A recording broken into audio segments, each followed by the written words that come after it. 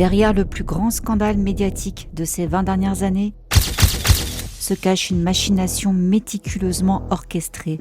Britney Spears n'a pas seulement été une victime de la célébrité, elle a été le pion d'un système.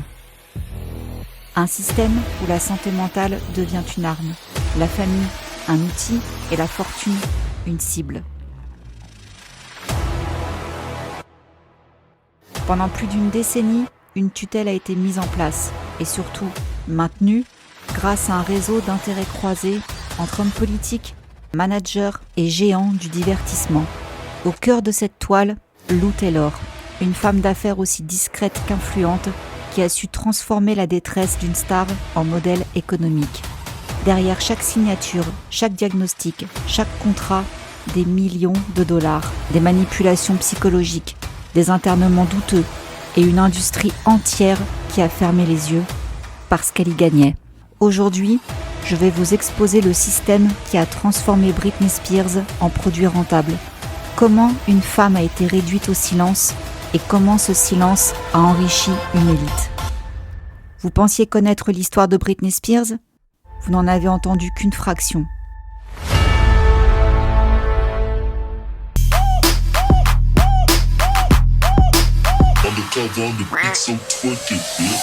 Bonjour, bonsoir tout le monde, je suis ravie de vous retrouver aujourd'hui pour la vidéo consacrée à cette fameuse Lou M. Taylor. Alors, cette vidéo-là, elle va être assez longue, je vous préviens, donc préparez-vous à boire, à manger, les petits gâteaux, dîner même carrément devant si vous voulez. Je vous explique un petit peu le programme, je vais vous faire un petit résumé de la vie de Lou Taylor, les gens avec qui elle a travaillé, ses connexions, etc. Par contre, je ne reprendrai pas ce que j'ai dit dans la première vidéo sur Kris Jenner, le côté église, tout ça, je vais pas me répéter.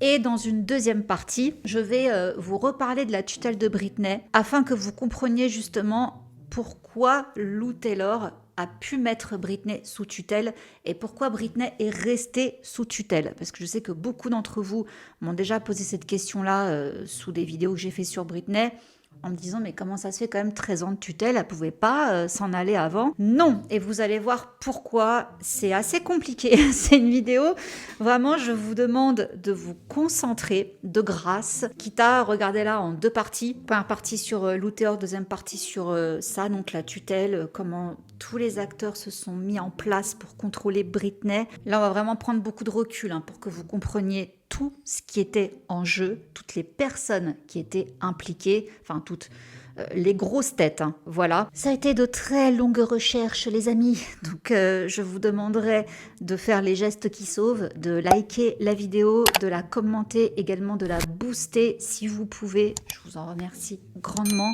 Et pendant que vous vous préparez, avant de commencer, je vous prends encore 2 petites minutes pour vous présenter le sponsor du jour, CyberGhost VPN. Avec plus de 38 millions d'utilisateurs dans le monde, CyberGhost est le fournisseur de VPN le plus recommandé sur le marché. Il est très bien noté sur Trustpilot. C'est pourquoi je me permets encore de vous en dire un peu plus. CyberGhost est un VPN et c'est essentiel pour protéger votre vie privée numérique. Et si vous pensez que vous êtes déjà couvert parce que vous ne naviguez que en mode incognito, détrompez-vous, c'est pas le cas. Plein de gens vous observent dès lors où vous vous mettez en ligne. Votre fournisseur d'accès à Internet, le service informatique de votre travail, de votre entreprise, peu importe, le routeur Wi-Fi de votre domicile et même les sites web que vous visitez savent toujours qui vous êtes et suivent vos moindres faits et gestes. Donc afin de mettre un terme à cette invasion de la vie privée, vous avez donc besoin d'un VPN.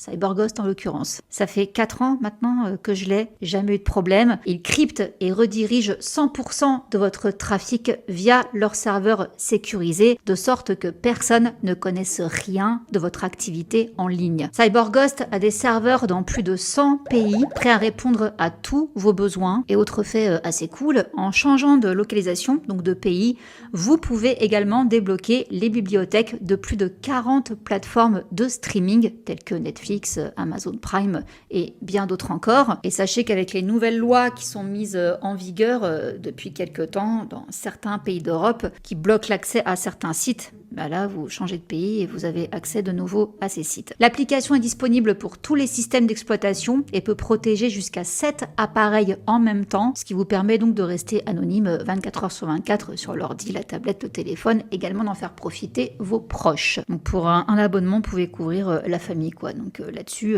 c'est quand même assez top.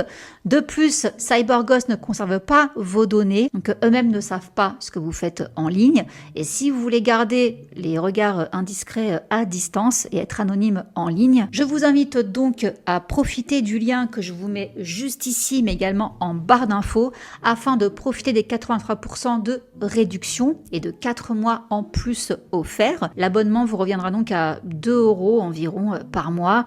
Vous avez aussi une garantie de remboursement de 45 jours et un accès à un support client 24 heures sur 24, 7 jours sur 7, donc c'est sans risque pour vous. Donc je vous le recommande encore et toujours. Merci CyberGhost de sponsoriser mon travail et c'est parti donc avec la vidéo du jour. Alors c'est parti. Louise M. Sawyer est née le 30 octobre 1965 à New York et Louise est diplômée du lycée Roth en 1984, situé à Henrietta dans l'état de New York, et elle épouse Robert Taylor le 17 juin 89. Donc maintenant c'est Lou Taylor. Donc selon Robert, son mari, il a rencontré Lou alors qu'il travaillait dans un cabinet d'ingénierie peu après avoir obtenu son diplôme universitaire et ils se sont mariés peu de temps après. Donc en 90, Robert déménage dans le sud de la Floride pour son travail. Il emmène naturellement Lou avec lui et elle avait besoin d'un emploi. Elle a donc répondu à une annonce. Elle ne savait même pas ce qu'était un directeur commercial. Elle avait été comptable chez le géant Arthur Andersen lorsqu'elle a rejoint Davimos, une société de management où elle a travaillé chez Upton Records et rencontré Sean Diddy Combs, qui était alors stagiaire chez le label et il est aujourd'hui son client de longue date. Elle déclare « J'étais trop bête pour savoir que les femmes n'étaient pas des directeurs d'entreprise. J'ai toujours fait profil bas et travaillé dur. » Alors, je vous invite à faire des petites recherches vite fait sur la famille Davimos, qui trempe dans pas mal de choses, mais j'ai pas le temps de vous résumer la vie de cette famille. Mais très vite fait, Richard Dick Davimos, il a 9 enfants, dont l'un, John Davimos, qui semble avoir joué un rôle central dans la construction de la carrière de Lou Taylor. Dick Davimos, le père, il a créé la Davimos Sports Management en 1983. Ses fils ont suivi ses traces et ils ont créé Davimos Advisors en 85. Donc lorsque Lou Taylor rencontre John Davimos, le fils, il travaillait déjà avec des clients prestigieux. Par exemple, Bobby Brown était le client de John Davimos en 89 et son tube My Prerogative avait atteint la première place du classement la même année. Donc la relation entre Lou et John est un lien essentiel dans l'évolution de la carrière de Lou Taylor, car c'est pendant qu'elle travaille avec eux qu'elle va créer Tristar. Donc Lou déclare avoir créé sa première entreprise en 92 et parmi ses clients figuraient le joueur de baseball Tony Fernandez et le boxeur Michael Moorer. Donc John Davimos était initialement le directeur commercial de Michael Moorer, puis il a switché pour devenir son manager, ce qui coïncide avec l'arrivée de Lou Taylor et la création de Tristar, la boîte de Lou. Donc elle a démarré fort, parce qu'avant de gérer des artistes musicaux, elle a plutôt sévi dans le sport. Et son premier gros coup a été lorsqu'elle a touché une part des gains, justement, du boxeur Michael Moorer lors de son combat contre Evander Holyfield. Michael a remporté son combat contre lui et est devenu champion du monde poids lourd. Et les boxeurs devaient souvent verser 33% de leur bourse à leur équipe d'encadrement. Et il faut savoir quand même que la boxe serait un sport particulièrement exploité et corrompu, plus que tout autre sport professionnel aux États-Unis. Donc ce qui est intéressant là-dedans, c'est que Michael Moorer semble être à l'origine d'une tendance chez Lou, spécialisée dans l'aide aux athlètes et célébrités en difficulté. Car en 91, Michael Moorer a brisé la mâchoire d'un policier et en 93, il était impliqué dans une altercation dans un restaurant. Au moment de son combat de championnat contre Holyfield, il était poursuivi en justice par sa femme pour dispute conjugale. Pareil concernant Ron Artest qu'elle a signé en 2005, je vous ai parlé de lui dans la première vidéo. Le 19 novembre 2004, à la fin d'une rencontre entre les Pacers et les Pistons de Détroit, désolé si je prononce mal. Ron Artest commet une faute grossière sur Ben Wallace qui le repousse violemment. Alors que le ton monte entre les deux équipes, Ron, à ce moment allongé sur le dos, reçoit depuis les gradins un gobelet de bière. Il grimpe alors en furie dans les gradins pour retrouver l'auteur du geste. L'incident manque de tourner à l'émeute et Ron Artest se retrouve suspendu pour le reste de la saison, soit 72 matchs. C'est la plus grosse suspension jamais infligée par la Ligue pour une raison autre que le dopage ou la consommation de substances illicites. Bon, encore une fois, je vous renvoie à ma première vidéo où je vous explique tout ce que Lou Taylor faisait dans la vie de Ron, tout ce qu'elle prenait en charge. Et par rapport à son travail, Lou déclare « J'occupe un rôle intéressant sur le marché du travail car je travaille dans le sport et le divertissement. Je connais des professionnels de renom qui ont abandonné des modes de vie marqués par l'alcoolisme, la promiscuité, etc. Ils ne peuvent se réinsérer dans ce genre d'environnement à cause de la tentation que cela engendre. Le Saint-Esprit nous transmet la sagesse sur la manière de gérer certaines invitations et opportunités. Parfois, cela peut impliquer de ne même pas se retrouver dans une situation particulière.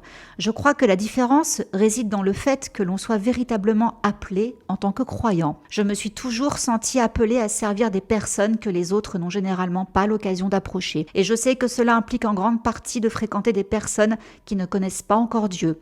Je m'épanouis dans ces situations. C'est ce qu'elle déclarait en 2007. Donc Lou et la religion aussi qu'elle considère comme un business. Jésus ne veut pas que notre corps soit pauvre, toutes ces conneries. Bon, voilà. Donc, année 2000, Lou et son mari déménagent dans le Tennessee pour que Robert puisse donc devenir pasteur à temps plein à la Calvary Chapel à Brentwood. Dans ces eaux-là, elle a commencé également à gérer Nikki Taylor. Elle l'a eu comme cliente. Alors, Nikki Taylor, c'est un top modèle qui venait de perdre son contrat de mannequinat avec Elizabeth Claiborne. Et des rumeurs circulaient dans le milieu du mannequinat que Nikki voulait quitter Tristar, donc Lou, pour signer avec Elite Models. Et ça allait pas bien dans sa vie à ce moment-là.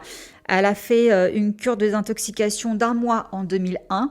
Elle était devenue accro à la Vicodine, un analgésique sur ordonnance dont la puissance était comparable à celle de l'héros. Et Lou Taylor, alors elles sont pas liées, elles ont le même nom de famille, mais elles sont pas liées, pas liées de parenté, avait confié au magazine Star que Nikki avait commencé à en prendre il y a des années, alors qu'elle était soignée pour des crises d'angoisse. Donc la rumeur qu'elle voulait quitter Lou, elle avait déjà émergé 3 mois avant qu'elle fasse sa cure, et 2 mois après qu'elle soit sortie de cure, elle a eu un grave accident de voiture qui a failli la tuer. C'est pas elle qui était au volant, mais elle a bien pris cher. Donc justement, Lou Taylor a fait ses débuts à la télévision nationale. C'était à l'extérieur de l'hôpital d'Atlanta, alors qu'à l'intérieur, Nikki s'accrochait à la vie. Elle a été opérée plus de 40 fois et quand elle est sortie de l'hôpital, finalement, elle ne voulait plus quitter Lou Taylor. Je vous ai retrouvé une interview de cette Nikki en 2003. Voici ce qu'elle déclarait. « J'ai quitté le monde du mannequinat et commencé un nouveau chapitre de ma vie dans un tout nouvel endroit. J'ai choisi Nashville. Nashville, c'est là où après est incorporé Lou Taylor. Important d'ailleurs cette ville parce qu'il y a une grosse scène musicale à Nashville. J'en suis tombée amoureuse lors d'une visite. Je me suis dit que c'était l'environnement idéal pour que mes fils grandissent. Et bien sûr, il y a notre église Calvary Chapel à Brentwood. Donc l'église du mari de Lou Taylor, où nous nous sentons chez nous chaque dimanche, un lieu où nous pouvons nous recentrer. L'année dernière, mon manager Lou Taylor et moi avons ouvert une boutique de vêtements ici, Abby & Jesse's. Donc Abby, c'est le nom du chien de Lou, et Jessie, c'est le nom du chien de Nikki. Courtney Love, ne l'oublions pas quand même, c'est l'une des premières qui a parlé, même la seule en fait, qui a dénoncé la tutelle de Britney parce que justement elle avait été victime de Lou Taylor. Et ça, s'était passé sur Instagram. Elle avait partagé des photos d'elle, vêtue d'une robe à moitié ouverte qui mettait en valeur son corps. Plusieurs de ses fans ont salué ces clichés, mais l'un d'eux lui a posé des questions donc sur la tutelle. Est-il vrai que Lou Taylor voulait vous mettre sous tutelle également, comme elle l'a fait avec Britney et son père? Courtney a répondu, en bref, oui. Lou a essayé pour une forme de tutelle modifiée. Ils ont tenté de contrôler le nom et l'image de Kurt Cobain, rappelez-vous, elle a eu un enfant avec lui. Ainsi que toutes les chansons de Nirvana, 96%. Puis de vendre les droits d'édition, et à ce moment-là, je serai sous tutelle, ou plus probablement morte. J'ai réussi à bloquer Lou simplement parce que je chante beaucoup, ce qui me porte chance. Je viens de jeter un œil au compte de Britney. Ça ne sert à rien de me mettre en danger pour elle maintenant. Sa meute de loups a failli nous tuer, moi et mon unique enfant. Je viens de quitter Sam Lutfi après 8 ans et demi d'enfer. Aussi mauvais soit-il, il n'arrive pas à la cheville de ces gens-là. J'ai essayé pendant des années de faire pression sur des avocats avec une once d'humanité pour qu'ils s'occupent du cas de Britney Spears, mais ils se dégonflent toujours. Et franchement, j'en ai fini avec ça. Courtney a ajouté qu'elle en savait plus sur le cas de Britney. Et pour elle, c'est l'une des pires choses qu'elle ait jamais vues sur une femme. Et croyez-moi, j'ai tout vu. Alors là, elle évoque Sam Lutfi. Effectivement, elle a travaillé avec lui, elle le déteste. Mais chose intéressante, il vient de donner une interview à Popcorn Planet. Je vous en parlerai sur un update de Britney parce que oui, je vous ai entendu.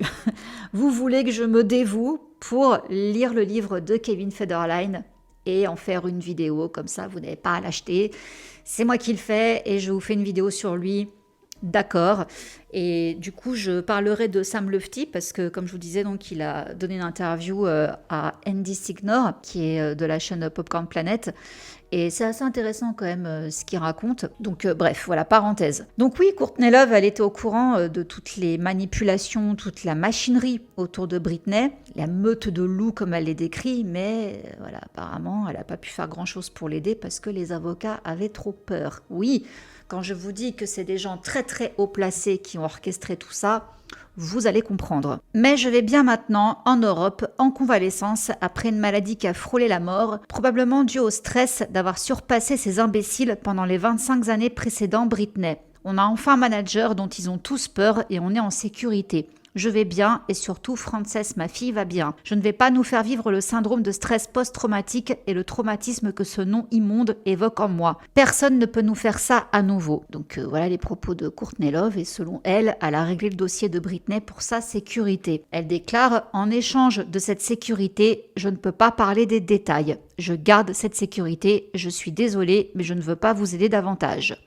Je formerai mon propre gouvernement et je ferai ce qu'on me dit, a-t-elle conclu. Alors, on arrive en 2010. Janvier 2010, Lou Taylor s'occupe des affaires de Lindsay Lohan et elle promettait de régler ses factures impayées. Quelques mois plus tard, les gros titres présentaient Lou comme une femme d'inspiration biblique qui disciplinait les stars déchues et c'était maintenant au tour de Lindsay. Des sources affirment que l'une des raisons pour lesquelles Lou Taylor a rejoint Lindsay est son approche implacable de la relation avec ses clients. On dit que Lou Taylor n'hésite pas à imposer ses convictions religieuses, ce qui a terrifié Britney au passage. Donc Lindsay était désormais sous la coupe de Lou. On lui a offert $1 million pour donner au magazine OK l'exclusivité des premières photos d'elle après sa sortie de prison. Le même contrat que Jamie Lynn Spears a décroché au passage pour les premières photos du bébé de sa fille. Donc encore une fois, merci Lou, même process. Donc en prévision de la sortie de prison de Lindsay, pour la 4e fois, il était annoncé que Larry Rudolph a signé pour relancer sa carrière. Tiens donc, Larry Rudolph, le manager de Britney, lui aussi dans le délire. De toute façon, Lou Taylor et Larry Rudolph, je vous mets des photos, ils sont très proches. Voilà. Donc tout au long de l'année 2011, Lindsay a été prise au piège entre la prison et les cures de désintoxication, tout en risquant d'être placée sous tutelle par la même équipe que Britney. Au début de l'année, Lindsay avait été inculpée de conduite sous influence et de vol qualifié. C'était un vol d'un collier de $2500 qu'apparemment elle n'a pas volé. Et c'est le père de Lindsay Lohan qui a justement dénoncé Lou Taylor. Et là, on arrive à l'instant farce parce que le père de Lindsay a lui-même voulu mettre Lindsay, sa fille, sous tutelle. Pourtant, il avait dénigré justement l'envie de Dina, la mère de Lindsay, de la foutre sous tutelle avec Lou Taylor. Donc voici ce que Michael, le père de Lindsay, déclarait. Puisque Dina, la mère de Lindsay, et son manager Lou Taylor vont tenter d'être co-tutelle, j'avais le choix entre m'y opposer ou déposer une requête pour la nomination de 2 tuteurs qui ne s'intéressent pas à l'argent de Lindsay, mais plutôt à elle en tant que personne et être humain. Dina et Lou y mettent la main à la pâte. pas le cœur. Bon, à ce propos, ni Dina ni Lou Taylor n'ont mentionné leur intention de déposer une requête en tutelle, mais en soum-soum, c'était grandement ce qui était évoqué. Et d'ailleurs, la même année, en 2011, Lou quitte son poste de gérante de l'INSEE peu après l'abandon des poursuites intentées contre l'INSEE et Tristar pour impayé de limousine. Tristar, boîte de Lou, n'oubliez pas. Donc, qu'est-ce qui s'était passé? Lindsay Lohan et ses gérants n'avaient pas réglé un centime des factures d'un service de limousine d'un montant de 90 586 $, selon Elite Transportation Limousine and Security Services, qui affirme que les impayés remontaient à février 2009. Donc Elite avait poursuivi Lindsay Lohan, Tristar Sports and Entertainment Group, devant la Cour supérieure. Et selon des sources, Lindsay sentait que ses finances, dont Lou Taylor était responsable, commençaient à se dégrader et elle était informée que ses comptes n'étaient pas gérés dans les détails, en partie parce que Lou Taylor est basée dans le Tennessee. Voilà, et n'oublions pas aussi que Lindsay Lohan, justement pour échapper à l'envie de tutelle de sa mère, de Lou Taylor et même de son père, elle est partie en Angleterre et ensuite à Dubaï. On peut dire qu'elle a fui toute cette bande de requins. Bon, suite à ça, il y a aussi eu des rumeurs de tutelle autour de Kanye West. Rien d'étonnant quand on sait à quel point les Kardashians sont proches de Lou Taylor. Et imaginez un peu l'argent que Kim aurait pu se faire si elle avait placé Kanye sous tutelle. Et Lou Taylor aussi, au passage, elle se serait fait un max de fric. Il y a aussi eu des rumeurs de tutelle autour de Justin Bieber. Lou s'était grandement rapprochée de sa mère à une époque. Et ça, en fait, si vous voulez, c'est le schéma qui revient tout le temps. C'est que Lou Taylor, quand elle a une star dans son viseur, elle se rapproche d'abord des parents, elle copine avec les parents, elle leur parle de Dieu, de rédemption, de sauvetage, etc., de sa manière holistique de s'occuper des stars dans le besoin. Et comme ça, elle arrive après à retourner le cerveau et à s'occuper des enfants. C'est sa tactique. Donc voilà un petit peu tout ce que Lou Taylor a fait durant toutes ces années. Et les personnes qu'elle a voulu mettre sous tutelle.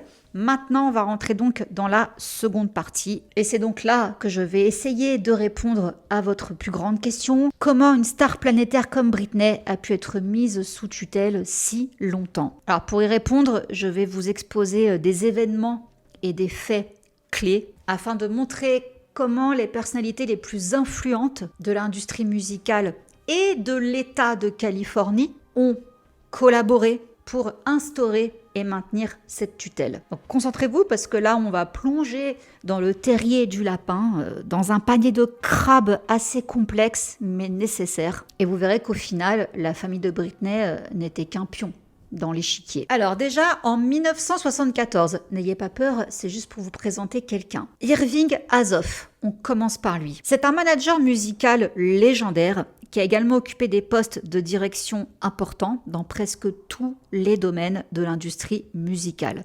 Il a notamment occupé des postes de direction au sein de maisons de disques, d'une société de droits musicaux et d'une société de développement et de gestion de salles de concert. Et donc, ce Irving Azoff a fondé Frontline Management en 1974 et l'entreprise est devenue la société de management artistique la plus puissante au monde. Déjà, on commence par ça, ok? L'année suivante, 1975, on a Jerry Brown qui entame son premier mandat de gouverneur de Californie. Et ce Jerry Brown a fréquenté Linda Ronstadt, une chanteuse, pendant des années.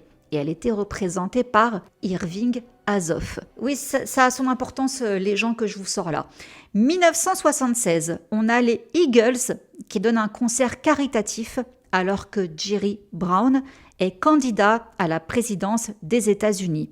Les Eagles ont été représentés par Irving Azoff pendant presque toute leur carrière. 1999, la famille Malouf entre en scène. La famille Malouf, deux petits mots sur eux, c'est une importante famille américaine basée à Las Vegas dans le Nevada qui possède de nombreuses propriétés commerciales dans l'ouest des États-Unis. La famille Malouf a été propriétaire des Houston Rockets, de la NBA de 79 à 82 et des Sacramento Kings de 98 à 2013. Je vais vous reparler de ça après. Ils sont également dans le hockey, le skateboard, ils possèdent une boîte de production et en 2001, la famille Malouf crée l'hôtel casino Palms Casino Resort, très important pour notre histoire. Le Palms, donc leur hôtel casino, a même accueilli l'émission Real World Las Vegas et a figuré dans la première saison de l'incroyable famille Kardashian. Et donc cette richissime famille Malouf a joué un rôle important dans l'histoire de Britney dans les années 2000. Et là, je ressors la carte du père Jamie Spears. Jamie Spears déclare avoir rencontré les Malouf par l'intermédiaire de Larry Rudolph, le manager de Britney, en 2001. Il a également indiqué que les Malouf l'avaient envoyé à l'école de cuisine. Déjà, première question, pourquoi une famille milliardaire envoie le père d'une chanteuse faire une école de cuisine? C'est une grande question. George Malouf a été appelé pour aider Britney à faire annuler son mariage avec Jason Alexander en 2004. Il séjournait alors aux Palms. Et après le mariage de Britney avec Kevin en octobre 2004, Larry Rudolph a commencé à travailler pour les Malouf. De plus, on peut voir le Palms dans le clip de Britney Every Time en 2004. L'année suivante, Ron Artest joue pour les Sacramento Kings, qui appartiennent donc aux Malouf. Et je pense peut-être que c'est là que la connexion s'est faite entre Lou Taylor et la famille Malouf. Et accessoirement avec Larry Rudolph. Peut-être, je ne sais pas. Et donc, il faut savoir que les rapports entre Jamie et la famille Malouf, elle a duré concrètement entre 2006 et 2009. Il a bossé pour eux plusieurs années. Donc, il a collaboré à de nombreux postes. Déjà, ils étaient gérants de GSM1 LLC, une boîte donc de Jamie Spears et Fiesta Palms. Ils ont également lancé en janvier 2006 le Palms Home Poker Host. Il a également travaillé sur la Malouf Money Cup, une compétition de skateboard appartenant au Malouf en 2008 et 2009. Voilà. Dès 2006, Jamie Spears et Lou Taylor figurent déjà ensemble sur les documents commerciaux californiens de Spears Management Incorporation. Donc déjà, ils commencent à être en bisbise, Jamie Spears et Lou Taylor, dès 2006. Ensuite, 8 janvier 2007, Jerry Brown débute son mandat de procureur général de Californie. 2007, même année, on a George Malouf qui construit un studio d'enregistrement ultra moderne aux Palms sous une idée de Larry Rudolph. Les enregistrements de Britney Spears apparemment pour l'album Blackout se seraient faits aux Palms. Et pourquoi ce George Malouf a créé donc un studio d'enregistrement? C'était dans l'intention de faire de Las Vegas une nouvelle destination musicale au même titre que New York, Los Angeles et Nashville, les villes musicales les plus prestigieuses des États-Unis. Donc gardez en tête donc que la famille Malouf veut instaurer une scène musicale à Las Vegas. Très important pour la suite. Même si je pense que vous pouvez déjà penser à la résidence de Britney, qui aura lieu quelques années plus tard. Voilà. 2007, quand même, année très chargée, 16 février. Donc c'est là où Britney, c'est la chute libre, elle divorce de Kevin. C'est là donc où elle se rase le crâne, ça aura marqué l'histoire de la presse People. Et bien, quelques mois plus tard, en octobre, elle perd la garde donc de ses 2 enfants. C'est la descente aux enfers. Et c'est à cette époque-là qu'il y a des courriels que beaucoup pensent avoir été écrits par Britney, qui ont par la suite circulé en ligne. Et dans ces courriels, on peut voir que Britney, elle ne semble pas encore vraiment connaître Lou Taylor. Elle n'a pas conscience qu'elle s'est infiltrée dans la famille des Spears. Mais donc dans ce courriel, elle écrit à son avocat Gary Stiefelman pour lui demander de l'aide, car elle parle d'une femme, donc Lou Taylor, qui la harcèle et qu'elle a peur d'elle. Et rappelez-vous, dans la vidéo sur Kris Jenner, je vous ai mis un petit clip où on voit justement Britney à cette période-là qui parle à un paparazzi dans une épicerie, et où elle lui dit, cette femme me dit, va dans la lumière et rencontre Jésus. Il y a de fortes chances qu'elle parlait de Lou Taylor à ce moment-là. Chose qui a été d'ailleurs confirmée par Sam Lutfi dans l'interview avec Andy Signor, parce qu'il dit justement que Britney, elle avait peur de Lou Taylor, qu'elle la trouvait trop bizarre, qu'elle se mettait à parler en langue devant elle, qu'elle disait mais c'est quoi cette bonne femme quoi. Donc voilà, ça correspond à peu près à cette période-là. Et là, ce qui est quand même intéressant, c'est que par la suite, Lou Taylor donc, a toujours affirmé que mais non, elle avait joué aucun rôle dans la mise sous tutelle de Britney. Bon, alors, elle a quand même été photographiée chez Britney. Elle a été photographiée à l'hôpital alors que Britney était en internement psychiatrique involontaire. Elle a écrit des courriels aux avocats de Jamie Spears pour élaborer une stratégie pour la sélection du juge de tutelle. Elle a accordé un prêt de 40 000 $ à Jamie Spears avant la mise sous tutelle, soit presque le même montant que les honoraires d'avocat avant la mise sous tutelle, honoraires qui ont été supprimés. Et pourtant, ces avocats ont prélevé des centaines de milliers de dollars sur le compte de Britney cette année-là. Donc bon, voilà, si, elle était carrément dans le délire. Et oui, les choses vont se confirmer parce que décembre 2007, Jamie Spears, à ce moment-là, il est le chef personnel, cuisine, pour l'une des filles des Malouf. Et il va même passer Noël 2007 avec eux. Et ça, c'est confirmé par Lynn Spears, la mère de Britney, qui en parle dans son livre Through the Storm, où elle dit que Jamie Spears et Lou Taylor prévoyaient d'exécuter la tutelle 6 semaines avant son début. La tutelle a eu lieu début février 2008. Donc la période de 6 semaines entre la planification et l'exécution de la tutelle commence donc une semaine avant Noël. Donc oui, et en plus de ça, ils passent Noël avec les Malouf. Voilà, bref. Et Britney en parle aussi dans ses mémoires. Je suis convaincue que tout était planifié et que mon père, ma mère et Lou Taylor étaient tous impliqués. J'avais l'impression que mon père et l'employé de Lou, Robin Greenhill, dirigeait ma vie et surveillait chacun de mes faits et gestes. Il me traitait comme si j'étais une criminelle ou une prédatrice. Alors Robin Greenhill, on va en reparler d'elle plus tard, c'est le bras droit de Lou Taylor. Alors c'est pas tout ce qui s'est passé en 2007, on a également justement Lou Taylor qui s'est occupée des mémoires de Lynn Spears. Dans ses remerciements, dans le livre de Lynn Spears, Through the Storm, elle remercie Lou Taylor et précise qu'elle l'a mise en contact avec son prête-plume Laurelie Cracker. Et son livre, donc Through the Storm, a été édité chez Thomas Nelson. Et Thomas Nelson, Lou Taylor le connaît très bien, puisqu'elle était en relation avec lui après la publication en 2006 de son livre intitulé Becoming a Devotional Bible for Women. C'est une Bible que Lou Taylor a coécrit avec des adeptes renommés de la doctrine chrétienne évangélique. Donc elle a obtenu le deal de Lynn Spears avec cet éditeur, au passage. Bon, bref. Et donc, on arrive au 1er février 2008, c'est la mise sous tutelle. Après un séjour en hôpital psychiatrique, Britney Spears est placée sous la tutelle de son père, Jamie Spears, et d'un avocat, Andrew Wallet. Le premier est chargé de veiller sur son quotidien et ses choix de carrière, le second gère sa fortune.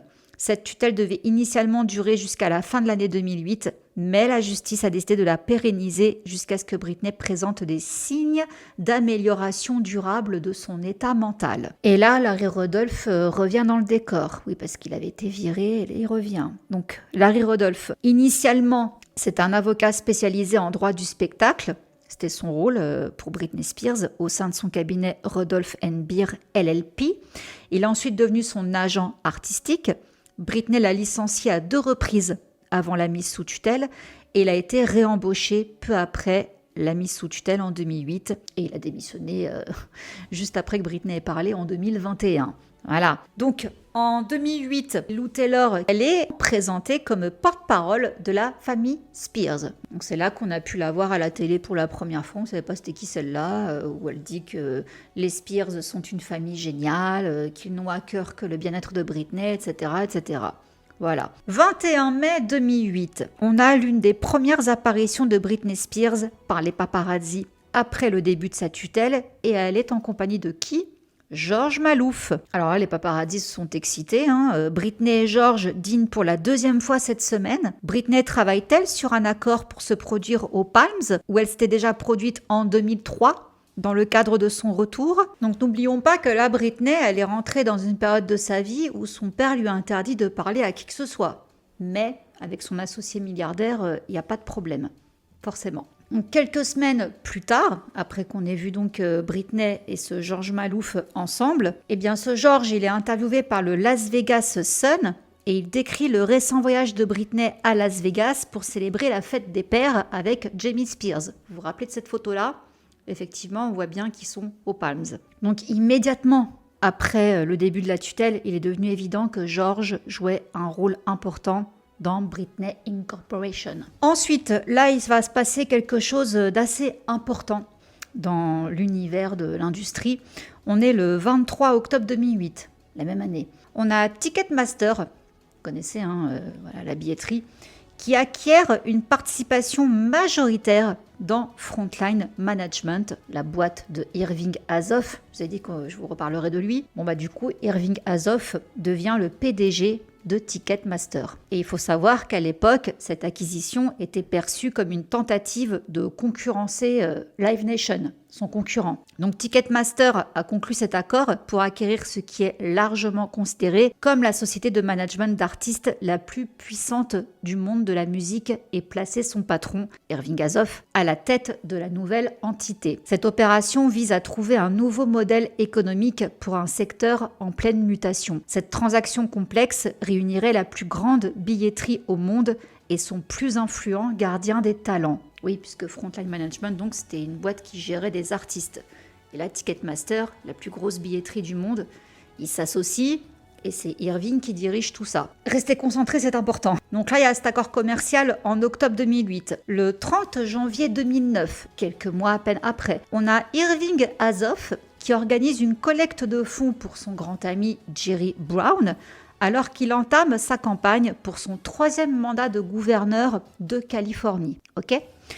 Ensuite, le 11 avril 2009, à ce moment-là, les Malouf possèdent l'Arco Arena et Britney part en tournée pour le Circus Tour, dont l'un des concerts va se dérouler à l'Arco Arena. Voilà, Britney et les Malouf. Et ce qui est également intéressant, c'est que du coup, à cette même période, on a Malouf Sports and Entertainment qui prolonge son contrat à long terme avec Ticketmaster, qui devient ainsi le fournisseur exclusif de billets pour les événements organisés dans leur salle. Et là, à la surprise générale, on a donc Ticketmaster et Live Nation qui fusionnent en 2010, alors que c'était 2 grands concurrents. Ils fusionnent. Alors, Live Nation et Ticketmaster fusionnent le 25 janvier 2010. Je vous cache pas que ça a créé un bordel. Les voix s'étaient élevées contre cette fusion, notamment celles d'artistes de renom comme Bruce Springsteen et Tom Morello de Rage Against the Machine. Oui, en fait, c'est pas bon. Car là, maintenant qu'ils ont fusionné Live Nation et Ticketmaster, ils gèrent les artistes, les programmes. L'entreprise promeut aussi les talents dans les salles qu'elle possède, exploite et distribue les billets. Elle est la plus grande société de spectacles vivants au monde et le plus grand producteur de concerts. Également l'une des plus grandes sociétés de management d'artistes au monde. Elle représente plus de 500 des plus grands artistes mondiaux et elle est désormais la plus grande billetterie de spectacles vivants au monde. Donc forcément, tout cela lui confère un contrôle considérable sur la musique live. Live Nation et Ticketmaster donc étaient au cœur de la monétisation de la tutelle. Lou Taylor elle-même a déclaré à maintes reprises que ses mentors professionnels comprenaient Irving Azoff et Michael Rapino. Alors lui, c'est l'actuel PDG de Live Nation. Il va prendre la suite de Irving Azoff. Et donc, que se passe-t-il dans tout ça ? Larry Rudolph, le ramasse-miettes, j'ai envie de l'appeler, eh bien, il va être de la partie par rapport à cette fusion. Du coup, Larry Rudolph Management, son entreprise, ainsi que Reindeer Entertainment, également une de ses entreprises, eh bien, ils intègrent Live Nation après la fusion de Live Nation et Ticketmaster. Donc Reindeer Management, ils géraient Britney, eh bien ils sont désormais affiliés à Frontline Group, qui est une division de Live Nation dirigée par Irving Azoff, président de Live Nation Entertainment. D'accord ? J'espère que vous avez suivi jusque-là parce qu'on continue. Le 19 février 2010, on a Caesars Entertainment, anciennement Arras. Alors Arras, c'était le plus grand exploitant d'hôtels casinos au monde. Il possédait 39 casinos et ils appartenaient depuis 2006 à TPG Capital et Apollo Global Management, qui sont des fonds d'investissement. Eh bien, ce Caesars Entertainment rachète le Planet Hollywood, où se déroulera 3 ans plus tard la résidence de Britney, Piece of Me. Vous voyez comment les choses commencent à se mettre en place ? Donc ça, c'est le 19 février 2010. Le 1er octobre 2010, on a donc Caesars, qu'on peut aussi appeler du coup TPG Capital, qui rachète 35% de Creative Artist Agency, la CAA. Je vous ai déjà parlé de cette agence.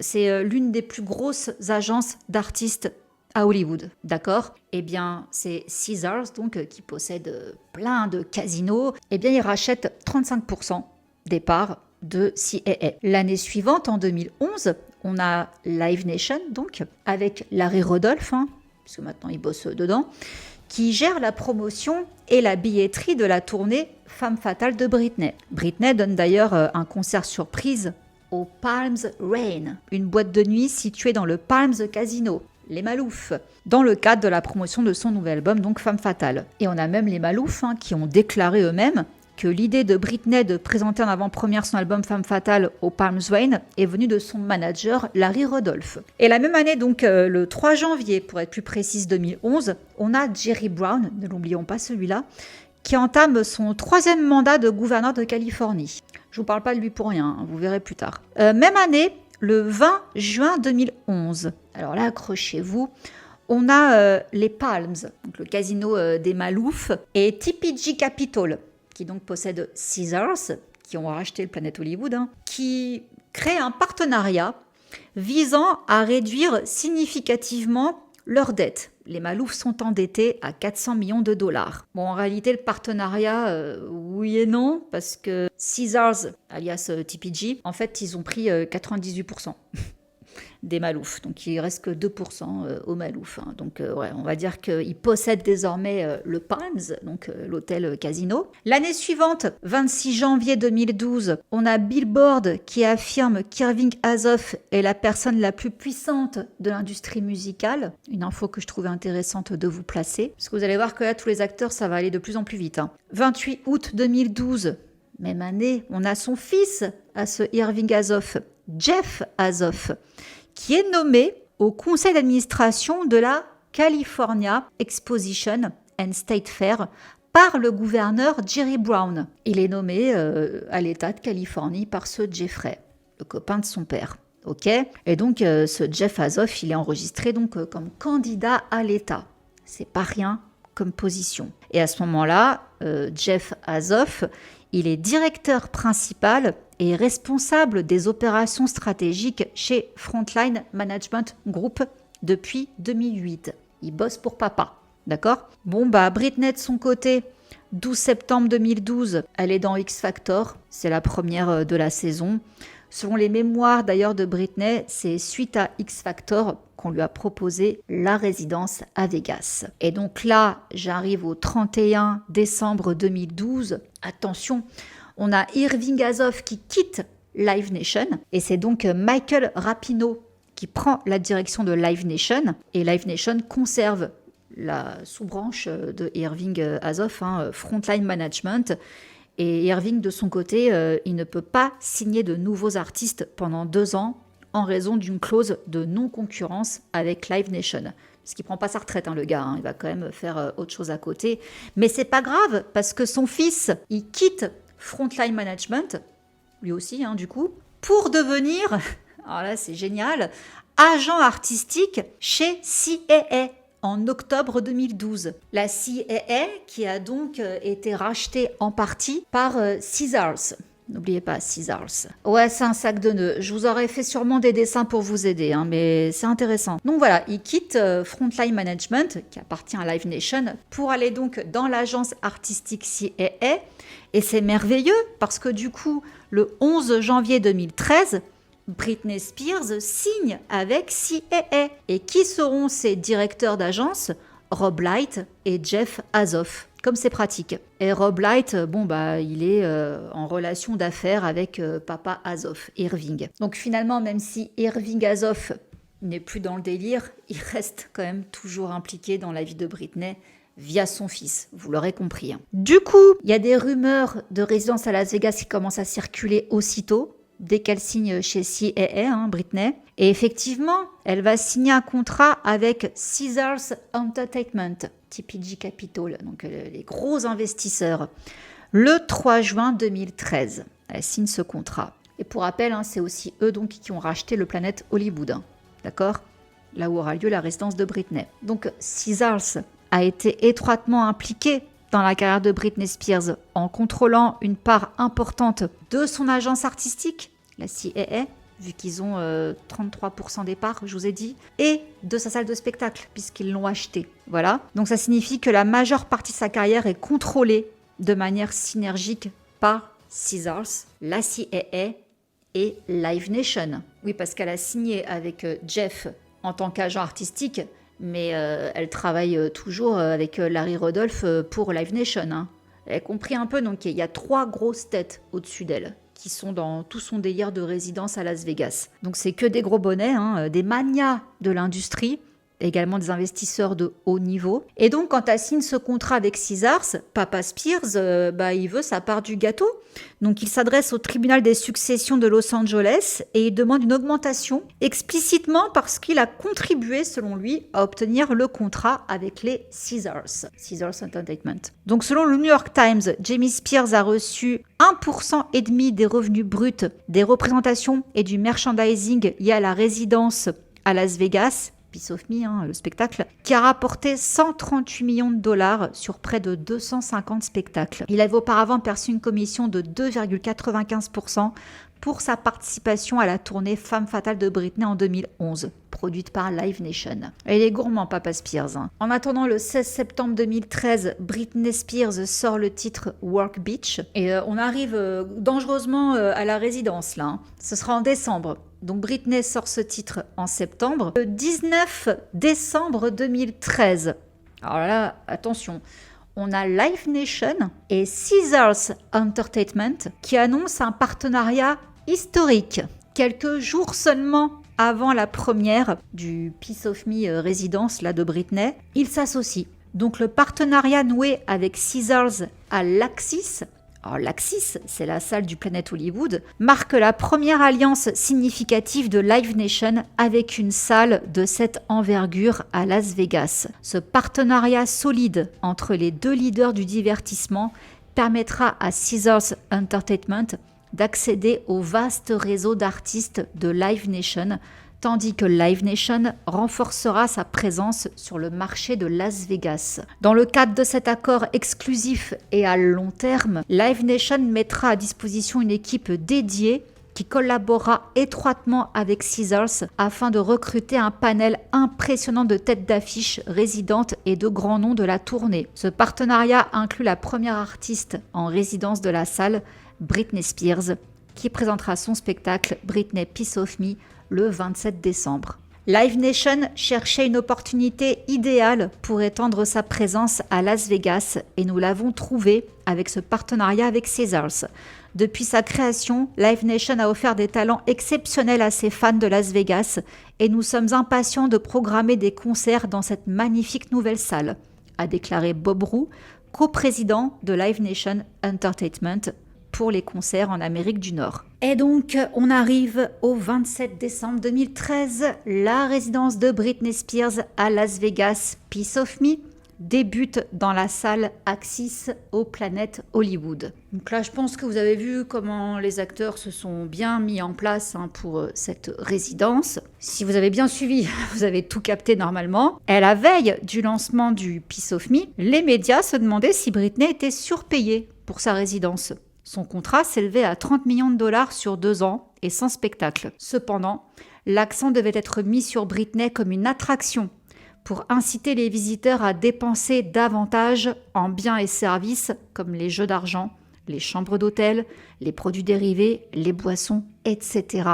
Pour l'occasion, il y avait même les boutiques Miracle Mile du Planet Hollywood Resort qui ont également été rénovées dans le cadre d'un refinancement de 580 millions de dollars par ses propriétaires. Et pourquoi ils n'ont pas hésité à débourser autant ? Parce que les puissants savaient que Britney était sous pression. L'argent a afflué à Las Vegas immédiatement après le lancement du Piece of Me. Les plus grands acteurs du Piece of Me donc étaient, pour rappel, Live Nation / Ticketmaster, qui ont fusionné, c'était bien pratique, et Caesars Entertainment, qui a donc des droits également chez CAA, l'agence de talent. Et Lou Taylor, dans tout ça, elle a bâti son entreprise sur le dos de Britney, je pense qu'on peut le dire, mais elle n'a pas pu la développer de manière exponentielle que grâce au succès du Piece of Me. De nombreux indices laissent penser que Tristar a bénéficié d'investissements importants dès le lancement du spectacle à Las Vegas. Effectivement, à l'approche du lancement de Piece of Me, en décembre 2013, Tristar a considérablement modernisé ses bureaux de Nashville et de Los Angeles. Ils ont soudainement eu les moyens de déménager à Music Row à Nashville, qui est l'un des quartiers les plus prestigieux de l'industrie musicale américaine, et ils avaient même aménagé de nouveaux locaux en février 2014. De plus, Tristar a pu recruter Wayne Milligan, ancien de Big Machine Records. L'entreprise a même publié un communiqué de presse annonçant cette nouvelle embauche, soulignant qu'il s'agissait d'une acquisition majeure pour Tristar. Je les cite. Wayne apporte une connaissance approfondie de l'administration de l'industrie musicale et apportera une vaste expérience dans l'édition, les services aux auteurs-compositeurs, le traitement des droits d'auteur et l'audit de conformité, entre autres, déclarait donc Lou Taylor le 17 juillet 2013. Enfin bref, le 12 septembre 2014, Jeff Azoff, fils d'Irving, lui il a décroché l'intervalle, il figure désormais parmi les 40 agents les plus influents de moins de 40 ans. Donc cette année-là, 2014, moins d'un an après son lancement, la résidence Piece of Me de Britney à Vegas est une véritable mine d'or. Tous les acteurs du projet ont décroché le jackpot. Piece of Me a accéléré l'ascension hollywoodienne d'acteurs influents comme son manager Lou Taylor de Tristar et son agent Jeff Azoff de Creative Artist Agency, CIA. Larry Rudolph, il a pu consolider sa position de manager de superstar chez Live Nation. Donc l'influence de Britney sur le renouveau de Las Vegas est incontestée dans l'industrie. On a Jason Gaswirth, c'est dur à dire, vice-président senior du marketing et du divertissement chez Caesars Entertainment, qui déclare « Britney était dans notre collimateur depuis un certain temps. » Il s'en cache même pas. Car elle était l'artiste idéale pour révolutionner les résidences à Las Vegas et attirer une nouvelle génération grâce à sa large base de fans dévoués, à son catalogue musical de plus de 15 ans et à sa capacité à proposer des spectacles incroyables. Nous avons collaboré très tôt avec son équipe pour développer la vision de ce concept et être prêts lorsqu'elle serait prête à le concrétiser. Une fois le moment venu, nous avons tous travaillé rapidement pour préparer ce qui s'est avéré être l'une des étapes les plus importantes de l'histoire de la musique. Voilà ce qu'il déclarait, ce bonhomme. Donc oui, il semble que Britney Piece of Me était attendue depuis très longtemps et qu'il s'inscrivait dans un plan visant à rebaptiser la résidence de Las Vegas afin d'attirer l'avenir des artistes au sommet de leur carrière, titré Vice en 2017. Le 17 octobre 2014, Live Nation poursuit sa lancée. Il crée la société de management Maverick avec Larry Rudolph, entre autres. Ce projet est présenté comme le secret le plus précieux et le plus farouchement gardé de l'année dans le monde de la musique, grâce auquel il a mobilisé 8 autres managers de haut niveau pour s'associer à Live Nation et potentiellement réinventer une industrie en difficulté. Le même mois, on a donc TPG, Caesars, qui acquit, tant qu'à faire maintenant, une participation majoritaire dans CIA, l'agence artistique de Britney. Souvenez-vous qu'en 2010, TPG Capital avait acquis 35% de CIA. Maintenant, il passe à 53%. Voilà, pour $1 milliard. Donc, ils sont toujours à fond les ballons dans la carrière de Britney. Ils sont bien impliqués. Ils contrôlent désormais une part prépondérante de son agence artistique et de sa salle de spectacle, l'Axis, au Planet Hollywood. En fait, je souligne quand même au passage que lorsque la résidence Piece of Me de Britney a été annoncée, le 17 septembre 2013, il était précisé à l'origine que Britney s'était engagée pour 50 spectacles au Planet Hollywood sur une période de 2 ans. Finalement, elle a donné plus de 50 spectacles rien qu'en 2014. Voilà, ils l'ont bien arnaqué aussi là-dessus. La résidence a remporté le prix du meilleur spectacle de Las Vegas en 2015 et 2017. En 2015, Britney a prolongé son contrat avec Planet Hollywood pour 2 années supplémentaires, concluant la résidence le 31 décembre 2017 après 248 représentations.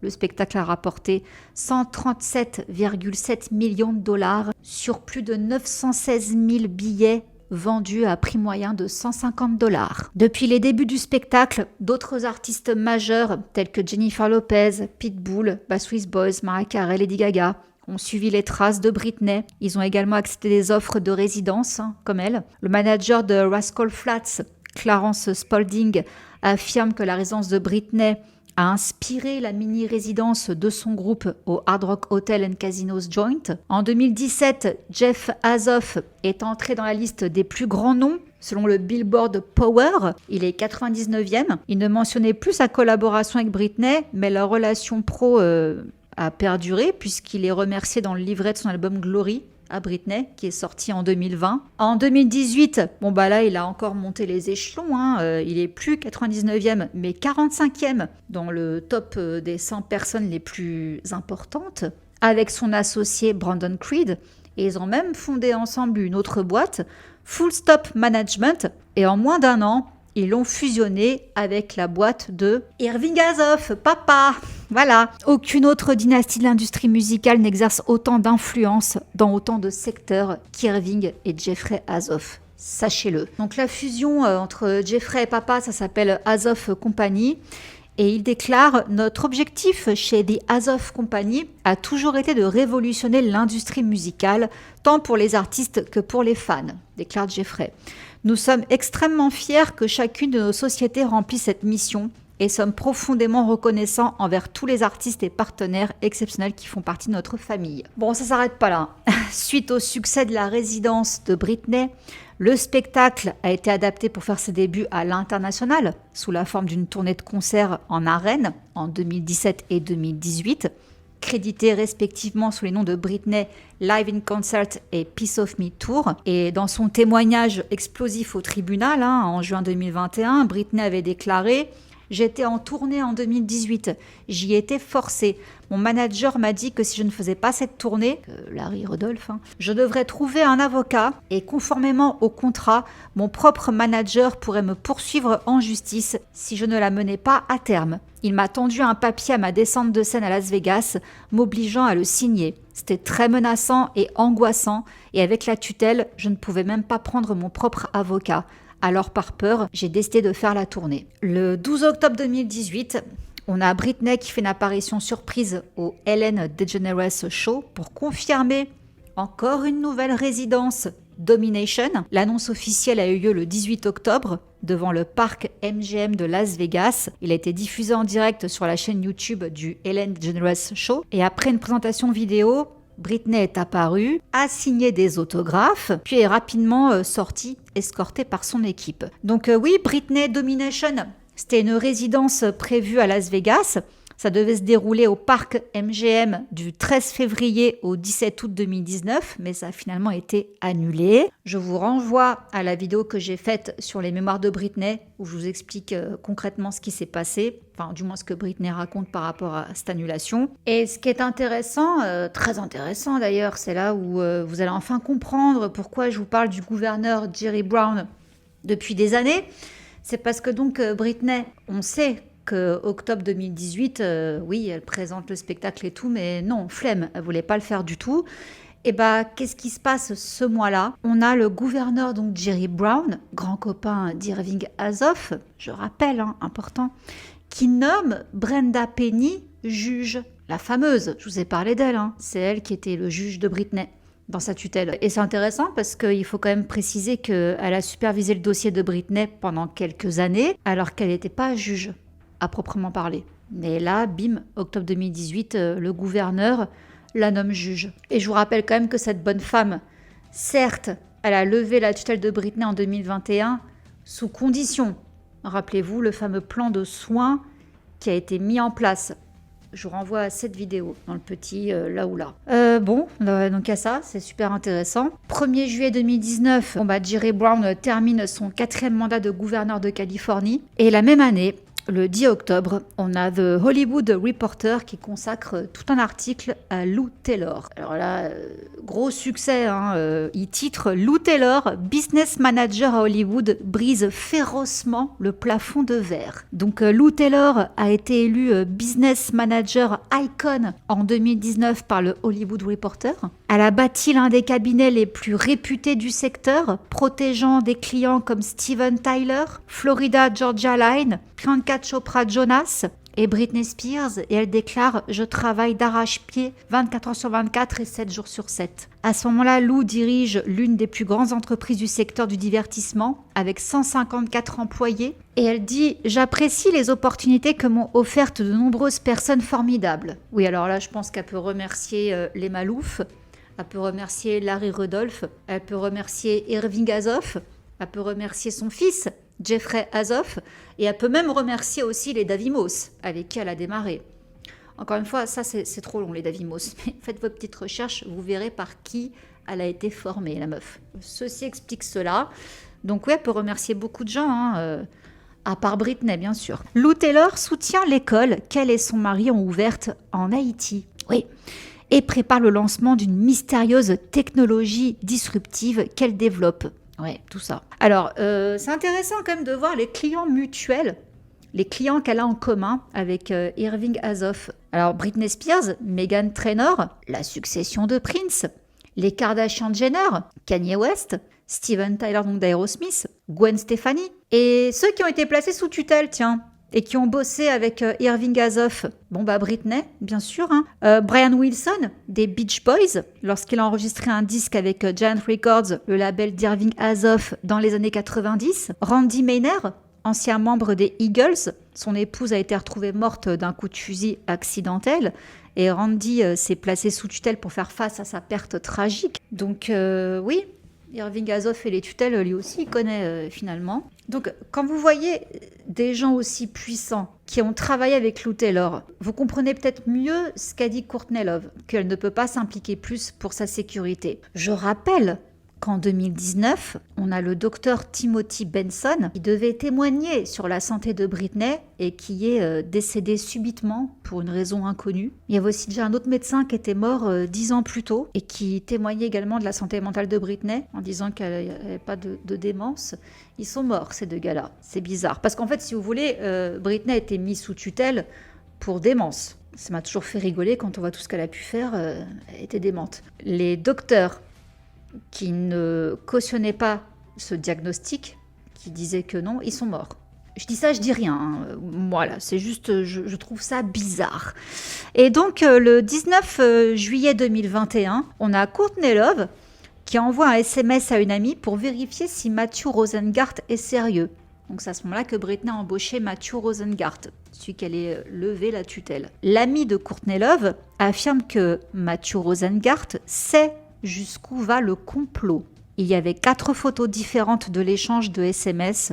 2 d'entre elles sont introuvables sans qu'elles soient coupées. Mais le hashtag gouverneur est utilisé. Ce tweet a été supprimé par Courtney Love. Hashtag gouverneur. Et oui, le gouverneur, il a eu un rôle important lui aussi. C'était une petite parenthèse. La tutelle de Britney est levée. Larry Rudolph, voilà, il s'en va. Il n'est plus manager de Britney, on a compris. Et ben, il crée une nouvelle boîte de management sous Live Nation, bien sûr. Ça s'appelle 724 Management. Il se met bien. Le 17 novembre 2021, on a Tristar, Live Nation, Apple's Music, Drake et Travis Scott qui sont tous poursuivis pour la tragédie du concert d'Astroworld, notamment une ancienne employée alléguant avoir été licenciée en représailles pour avoir demandé des aménagements pour personnes handicapées. Donc sachez quand même qu'aujourd'hui, il y a 2 enquêtes fédérales qui sont en cours concernant Live Nation / Ticketmaster. Et on a donc Ticketmaster également qui est accusé d'avoir fermé les yeux sur des reventes illégales de billets. La plainte des autorités vise également les pratiques tarifaires de Ticketmaster. Voilà, donc déjà Live Nation, Ticketmaster, ça va pas très bien pour eux. Lou Taylor de son côté, juin 2024... Elle est virée par Justin Bieber. Selon les médias britanniques, la directrice commerciale d'Hollywood a été licenciée par Justin Bieber suite à l'annonce que sa société Tristar Sports and Entertainment Group est citée dans le procès de P. Diddy. Sa bras droit, Robin Greenhill, était répertoriée comme la comptable de Sean Diddy Combs et aurait supervisé les paiements des travailleuses du S. Mais tout va bien, le procès a eu lieu et cette Robin n'a rien eu. Et là, octobre 2025, Lou Taylor fait un geste historique. Elle crée une équipe de direction entièrement féminine au sein de son groupe Tristar Sports and Entertainment. Donc dans une démarche sans précédent qui renforce à la fois l'objectif et le progrès. Lou Taylor, PDG fondatrice de Tristar, nomme une équipe de direction entièrement féminine pour diriger l'entreprise vers sa prochaine ère de croissance. L'équipe forme l'une des seules équipes de direction entièrement féminines dans les secteurs de la finance et du divertissement, où les femmes représentent moins de 20% des cadres dirigeants à l'échelle nationale. Ce n'est pas une question d'apparence, c'est une question d'excellence et d'équité, déclare Lou Taylor. Donc Tristar continue de se distinguer en tant que multi-family office en proposant des solutions sur mesure conçues pour répondre aux besoins complexes et évolutifs de sa clientèle diversifiée, composée d'artistes de renom, d'entrepreneurs et de familles multigénérationnelles. L'évolution continue de l'entreprise reflète son engagement à rester en avance sur les tendances de l'industrie tout en maintenant le service personnalisé et les relations à long terme qui ont défini son succès depuis plus de 30 ans. Voilà. Pourquoi les gens ne quittent pas Lou Taylor, me direz-vous, avec tout ce qu'on sait sur elle maintenant, on l'appelle quand même Lucifer dans le milieu. Pour tout ce que je vous ai dit avant. Voilà. C'est une partenaire de Bizbiz de Irving Azoff, elle est avec Live Nation, voilà, enfin, si vous voulez, là, j'espère que vous avez vraiment compris cette vidéo, je suis désolée, ça pouvait vraiment être très indigeste, il y avait beaucoup de choses à dire, et j'avais pas envie de faire 2 vidéos, voilà, je préférais tout vous exposer d'un coup, même si c'est pas donc qu'une vidéo sur Lou Taylor, mais c'est pour vous montrer le rôle en fait qu'a eu cette bonne femme dans l'histoire. Britney a été placée sous tutelle. Déjà, Lou a réussi à endormir le père, la famille, etc. Elle s'est infiltrée dans leur vie en fait. Elle est devenue le manager de la petite sœur. Elle était très liée avec le père. Elle a aidé la mère à publier son livre. Les Spears ont un peu vendu leur âme au diable avec cette femme-là quand ils ont foutu Britney sous tutelle. Vous avez donc compris que il y avait plein d'autres acteurs en jeu dans cette histoire. Les Malouf à Las Vegas, qui étaient du coup proches du père de Britney et de son manager Larry Rudolph, ils voulaient mettre Britney à Vegas, faire un truc à Vegas avec elle. Donc déjà, voilà, cette famille-là, elle est intégrée dans le délire. Lou en a profité avec Larry Rudolph pour décrocher des contrats avec une famille milliardaire telle que les Malouf pour qu'elle se produise dans leur casino. Suite à ça, vous avez bien vu que des grosses têtes de l'industrie, telles que Irving Azoff, qui a intégré Live Nation, après ça a fait des fusions, après ça a racheté la salle où Britney allait se produire. C'est là qu'en fait la machine s'est accélérée. C'est qu'au final, une fois que les acteurs ont vu qu'il y avait une Britney sous tutelle et qu'on pouvait en tirer de la thune, forcément après il y a des accords commerciaux qui ont été faits parce que, comme le disait le gars que je vous ai cité tout à l'heure là, ils avaient Britney dans le viseur depuis longtemps pour dépoussiérer les résidences à Vegas. Et vous voyez bien que, grâce à Britney, il y a eu là les partenariats qui se sont faits, les fusions qui se sont faites, les réaménagements de salles, les rachats de trucs et tout machin. Et c'était Britney au centre de tout ça. Donc, quand vous me demandez pourquoi Britney est restée si longtemps sous tutelle, vous avez vu tous les gens qu'il y avait au-dessus? Britney, c'est une poule aux œufs d'or. Quand on a une star aussi mondialement connue, aussi mondialement aimée et qui rapporte autant d'argent, si on arrive à la museler et à la tenir, parce que rappelez-vous que Britney, pourquoi elle est restée sous tutelle? À cause de ses fils. À chaque fois, on lui a agité la carotte de ses fils. Tu fais ce qu'on dit ou tu ne verras pas tes fils. C'est tout. Forcément, ils avaient la parfaite esclave, parce que comme elle a dit elle-même, c'était une esclave. Ils se sont dit, bon, on peut en faire ce qu'on veut, donc allons-y, quoi. Et tout s'est organisé autour de Britney, de l'argent, des millions et des centaines de millions de dollars qu'elle allait rapporter avec cette résidence à Las Vegas. Enfin, ces résidences, vu qu'il y en a eu plusieurs, plus la tournée, tout simplement. Et vous voyez du coup comment tout le monde a eu sa part du gâteau et tout a été effectivement mis en place bien avant qu'elle fasse sa résidence à Las Vegas. Et c'est vrai que depuis que Britney a fait Vegas, plein de stars font des résidences à Vegas. Mais c'est celle qui a fait la plus longue. À part Céline Dion, encore une fois, mais c'était une autre ère. Donc oui, on voulait faire un nouveau marché musical à Las Vegas. Britney a servi de levier, de tremplin, et la tutelle était parfaite. Et il fallait surtout pas la lever. Et pourquoi ses droits, tout lui a été dépouillé? Il y avait le gouverneur de Californie qui était dans la poche d'Irving Azoff. Et c'est lui qui a nommé la Brenda Penny juge, celle qui s'occupait de l'affaire de Britney. Vous voyez comment tout s'est mis en place. Donc Britney n'avait même pas la loi pour elle. Même pas ça. Même le gouverneur, il n'était pas de son côté. Il était du côté des gens qui l'ont exploité. Voilà. J'espère que vous aurez enfin tout compris, que ça aura répondu à beaucoup de vos questions. Comme je vous disais, il fallait vraiment prendre beaucoup de recul pour vous expliquer tout ça, pour que vous compreniez à quel point c'était loin d'être simple et à quel point c'est un milieu pourri, vous le saviez déjà, mais à quel point vraiment le cas Britney, il va très très loin. C'est pas que la famille Spears. Comme je vous dis, eux, c'est juste des pions, en fait. Ils ont juste aidé tous les autres à bouffer une part de leur gâteau. Et Lou Taylor, malgré toute la mauvaise presse qu'elle a avec l'histoire de Britney, et tout roule pour elle. Tout roule. Je pense que tant que Live Nation ne sera pas tombé, Lou Taylor ne tombera pas. Voilà, les amis. Mais écoutez, il n'empêche que, bien que je vous ai tout expliqué, je continuerai des vidéos sur la tutelle de Britney, parce qu'il y avait encore... d'autres choses que je voudrais aborder, mais il faut que j'aille encore dans les papiers à nouveau, c'est compliqué. Je voudrais un jour vous reparler quand même de l'argent de Britney. Qu'est-ce qu'il est devenu? Qu'est-ce qui s'est passé? Parce qu'il y a encore plein de trucs là-dedans que je ne vous ai pas expliqués, qui sont quand même assez intéressants. Mais voilà, en gros, qui tirait toutes les ficelles et profit de la tutelle de Britney. Encore une fois, si cette vidéo vous a plu, n'hésitez pas à la liker, à la partager, pourquoi pas, à la booster et à la commenter. Merci à ceux qui sont restés jusque-là. Si c'est le cas, tiens, je vais faire comme font certains youtubeurs. Si vous êtes restés jusqu'ici, mettez en commentaire le mot toile. Voilà, tout simplement. Puisque c'était toute une toile qui s'est tissée autour de Britney. Je vous laisse là, je vous fais plein de gros bisous. Je remercie encore CyberGhost d'avoir sponsorisé cette vidéo et de m'accompagner à chaque fois dans mon travail. Je vous rappelle qu'avec le lien que je vous mets en barre d'infos, vous avez 83% de réduction avec 4 mois en plus offerts sur l'abonnement qui vous reviendra donc à seulement 2 € par mois. N'hésitez pas au moins à tester. Je vous fais plein de bisous et je vous dis à la semaine prochaine. Mouah. Bisous, ciao.